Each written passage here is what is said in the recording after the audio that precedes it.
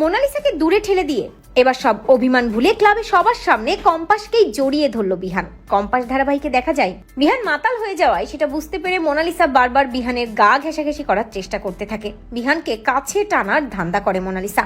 অন্যদিকে দেখা যায় যে কম্পাস যখন জানতে পারে বিহান এই ক্লাবটাতে আছে, তখন কম্পাস ওই বডিগার্ডগুলোর চোখে ধুলো দিয়ে শপিং করার নাম করে ওখান থেকে বেরিয়ে সোজা ক্লাবে চলে যায়। এবং ক্লাবে গিয়ে কম্পাস দেখতে পাই যে বিহানের কাছে মোনালিসা আছে এবং মোনালিসা বারবার বিহানকে বলছে, বিহান আমি আমার দিকে তাকাও, আমি তোমাকে ভালোবাসি, আমি কম্পাসের মতো নয় বিহান, আমি তোমাকে ছেড়ে কোথাও যাইনি, আমি তোমার কাছে কিছুই চাই না বিহান, শুধুমাত্র তোমাকে ভালোবাসি আমি।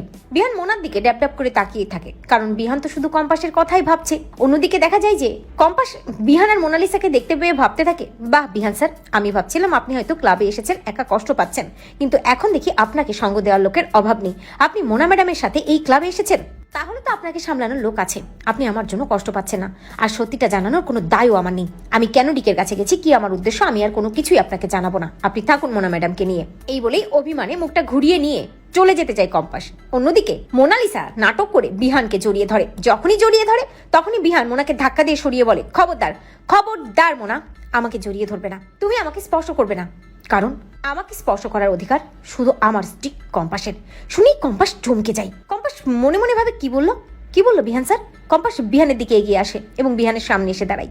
বিহান কম্পাসকে দেখতে পেয়ে কম্পাসকে বুকে জড়িয়ে ধরে, অন্যদিকে মোনালিসাকে ধাক্কা দিয়ে সরিয়ে দেয় বিহান। তো বন্ধুরা, তোমরা এটাই চাও তো এভাবেই যেন বিহান মোনাকে ধাক্কা দিয়ে সরিয়ে কম্পাসকেই কাছে টেনে নেয়? কমেন্ট করে জানাতে ভুলো না।